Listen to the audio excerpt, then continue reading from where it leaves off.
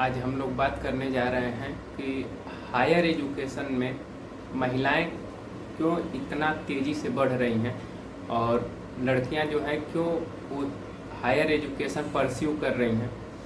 इसका कारण क्या है?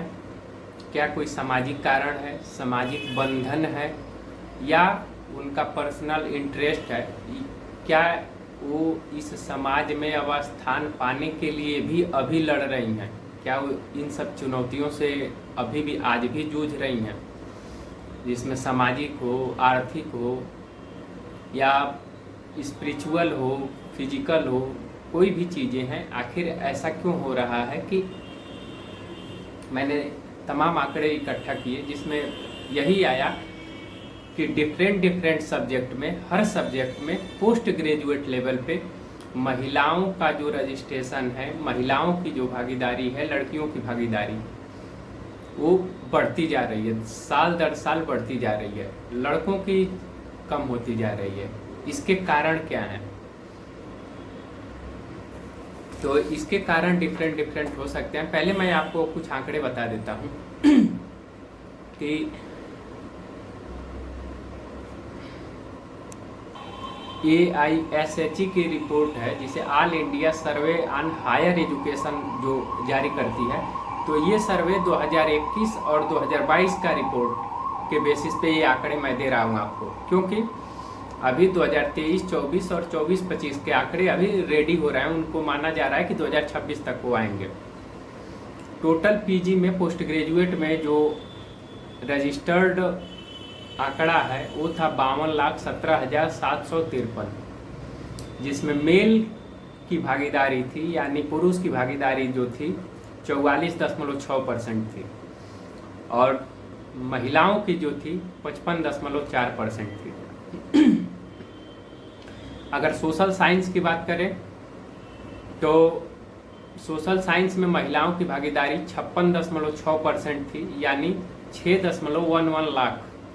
साइंस में 61.2%, 4.61 लाख। कॉमर्स में 63.7%, 2.65 लाख। और आर्ट्स में 62.2%, 1.69 lakh. Even medical and foreign language में, मेडिकल में 59.1%, 1.47 लाख। फॉरेन लैंग्वेज में सबसे ज़्यादा 64.3%, 1.68 लाख। यानी ये आंकड़े बता रहे हैं कि महिलाएं अब जागरूक होकर अपने अधिकारों के लिए आगे बढ़ रही हैं। केवल यही बात नहीं है, इसका कई कारण है। जैसा हमारा समाज है उसमें इसके कई मायने हो सकते हैं, कई कारण हो सकते हैं, लेकिन सबसे ज़्यादा इसमें आंकड़े जो हैं वो शादी के मामले के हैं। क्योंकि हर घर में बेसिक मिडिल फैमिली या जो लोअर फैमिली है, लोअर फैमिली और मिडिल फैमिली में ये होता है कि ग्रेजुएशन के बाद शादी के तरफ आदमी भागने लगता है, दौड़ने लगता है। तो उनके कॉलेज के बाद जो होती है उनकी लाइफ, सोशल जो लाइफ जो होती है वो नेग्लिजिबल हो जाती है। वो ना कहीं जा पाती हैं, ना कहीं आ पाती हैं। शहरों में तो थोड़ा बहुत होता है कि चलो दुकान पे चाहे कहीं घूमने चले जाएं, जबकि गाँव में तो ये एकदम नेग्लिजिबल हो जाती है। ना तो कहीं जा पाती हैं, ना कहीं आ पाती हैं, न उनके फ्रेंड सर्कल होते हैं, ना कुछ नहीं होता है। इससे क्या होता है कि उन पर हर रोज़ प्रेशर बढ़ता जाता है, दबाव बढ़ता जाता है। और आप सोचिए कि एक चारदीवारी के अंदर रह के आदमी की सोच एक संकुचित क्षेत्र में हो जाती है। इवन मेल की भी, आप एक रूम में रहिए और एक समय के बाद आप पाएंगे कि आपके एक ही थॉट्स बार बार आपको अटैक करते हैं। तो वो चीज़ें हैं। और दूसरा ये है कि उनको अभी भी इस बात का इल्म है कि हमको अभी साबित करना है कि they are still humans, they have the right to equal in our society. उनको आज भी इस बात को जताना पड़ रहा है, बताना पड़ रहा है कि सोसाइटी में हम बराबर हैं, हम भी फैसले ले सकते हैं, हम भी निर्णय ले सकते हैं, हम भी सलाह दे सकते हैं। एक संयुक्त राष्ट्र के अनुसार एक आंकड़ा है जो ये कहता है कि दुनिया भर में 5 में से 1 लड़की जो है वो अब मिडिल स्कूल की पढ़ाई नहीं पूरी कर पाती है। 10 में से 4 लड़कियां जो हैं वो हायर सेकेंडरी की पढ़ाई नहीं पूरी कर पाती हैं। और 5 से 14 वर्ष की आयु में जो लड़की होती है वह प्रतिदिन लड़कों से 16 करोड़ घंटे ज़्यादा काम करती हैं। सब पूरे विश्व का ये आंकड़ा है, यानी जो लड़के काम करते हैं उनसे 16 करोड़ घंटे डेली, 5 से 14 साल का ये आंकड़ा है, बिना वेतन के वो लड़कियां घर पे काम करती हैं, देखभाल का काम करती हैं या जो भी चीज़ें काम करती हैं। इसका मैंने अगर निकाला, अगर बेसिक पे देखा जाए कि जो सरकार एक बेसिक पे तय करती है कि जैसे मान लीजिए 200 हो गया, आज तो ज़्यादा है लेकिन 200 के हिसाब से अगर इस आंकड़े को देखा जाए तो एक दिन का उनकी कमाई का आंकड़ा है 3200 करोड़। यानी अगर आप देखें ये 3200 करोड़ वो डेली अपने को साबित करने के लिए कि हम इस घर के हैं कि नहीं हैं, इसमें वो खर्च करती हैं। अगर वो कहीं और काम करती, कहीं किसी कंपनी में काम करती तो उनको वेतन मिलता, इज्जत भी मिलती, समानता भी मिलती। इसी को लेके वो आज भी कहीं ना कहीं स्ट्रगल कर रही हैं, लड़ रही हैं। बात करते हैं आप भारत की, तो भारत की क्या समस्याएं हैं। तो भारत में महिलाओं को एक तो बाहर निकलने पे पब्लिक ट्रांसपोर्ट की समस्या बहुत ज़्यादा है। दूसरा ये है कि लोगों के ओपिनियन जो होते हैं वो तमाम तरीके के होते हैं। कोई बॉडी को लेके ओपिनियन देता है, कोई कपड़े को लेके ओपिनियन देता है। तीसरा है कि हमारे यहाँ पब्लिक टॉयलेट या जो पब्लिक टॉयलेट ही जो है वहाँ पे जो है आप देखते हैं कितनी सफाई रहती है। दूसरा और अगला स्टेप ये है कि हमारे भारतीय पारंपरिक कपड़े जो अच्छे माने जाते हैं, लेकिन आप सोचिए पब्लिक टॉयलेट में अगर कोई जाए लेकिन अगर वो गंदा हो तो कैसे आदमी टॉयलेट कर पाएगा, कैसे नहीं। पुरुष के लिए इजी है लेकिन फीमेल्स के लिए ये इजी नहीं है। अभी भी आदमी को ये लगता है कि महिलाएं जो हैं अपने लिए सही फैसले नहीं ले पाती। उन सबको ये लगता है अगर वो किसी लड़के से बात कर रही है तो लड़की के घर वालों को ये लगता है कि लड़का जो है वो स्लीपर सेल की तरह काम करता है, जिसमें वह उसको इमोशनली अटैच करता है, इमोशनली ट्रेंड करता है और इवन समय होने पर एक्सप्लोड करने को कहता है।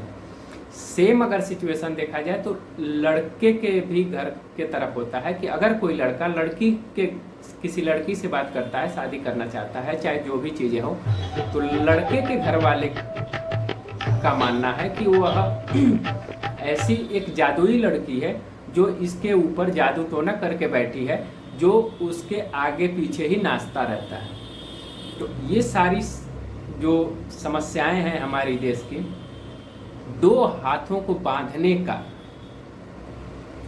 ये जुड़ने का शादी विवाह से कोई संबंध नहीं, बांधने का जो तरीका है कि ये सारा खेल डोमिनेंसी का है कि जब मैं फैसले लूं तो उसमें कोई इफ बट ना हो क्योंकि घर के बड़े हमेशा सही होते हैं। ये एक धारणा जो है वो चली आ रही है। अगर कोई लड़का या लड़की अगर अपनी पसंद से शादी करना चाहता है, उसमें भी 50 तरह की बंधने हैं। पहला आता है कि आपका धर्म का, दूसरा आता है जाति का, तीसरा आता है एम्प्लॉयमेंट का, और चौथा अगर ये तीनों सॉल्व होगा तो चौथा आता है डोमिनेंसी का। और अंत में कुछ भी हो, डोमिनेंसी हावी होती है कि मेरा फैसला मेरी मर्जी। और ये फैसला भी अगर कहीं न कहीं से अगर डिसरप्ट हुआ, रिजेक्ट हुआ, तो फिर पांचवा फैसला आता है इमोशनल ब्लैकमेल का। मैंने तुमको पढ़ाया, मैंने तुमको लिखाया, मैंने तुम्हें इसीलिए भेजा, मैंने तुम्हें इस इसी के लिए क्यों भेजा, बाकी लड़कियों के घर वाले नहीं भेजे, तुमने सवाल कैसे किया, क्या इसी के लिए पढ़े हो। तो ये सारे जो सवाल हैं, ये बेसिक सवाल जो हैं, जो इमोशनल ब्लैकमेल के हैं, ये हर घर में पूछे जाते हैं। और इसमें क्या होता है कि आप दबाव महसूस करने लगते हैं, कोई भी व्यक्ति महसूस करने लगता है कि माँ बाप ने इतना पैसा लेके पढ़ाया लिखाया, उसके बावजूद आप ये कह रहे हो कि हम उनके खिलाफ जाएंगे। और इसमें फिर जुड़ती है एक सोसाइटी। अगर सोशल मीडिया पर आ गया तो सोसाइटी जुड़ती है, और वो सोसाइटी आपको बताती है कि आप 25 साल के हैं, आप क्या कर रहे हैं, आप क्या नहीं कर सकते। तो इसमें मेन रोल है। तो हायर एजुकेशन का मेन मकसद ये है लड़कियों का कि वो अभी भी स्ट्रगल कर रही हैं। इसका मतलब वो पढ़ना चाहती हैं, वो खुद संबल होना चाहती हैं, खुद आगे बढ़ना चाहती हैं, किसी के फैसले पर निर्भर नहीं रहना चाहती। उनको वो आज भी ये विश्वास दिलाने की वो कोशिश कर रही हैं कि हम जो है इंडिपेंडेंट फैसले ले सकते हैं, चाहे जैसे भी हो, हम उसको उस फैसले में सरवाइव कर सकते हैं, बेहतर कर सकते हैं। ये आज भी समाज को सोचना पड़ेगा और जानना पड़ेगा।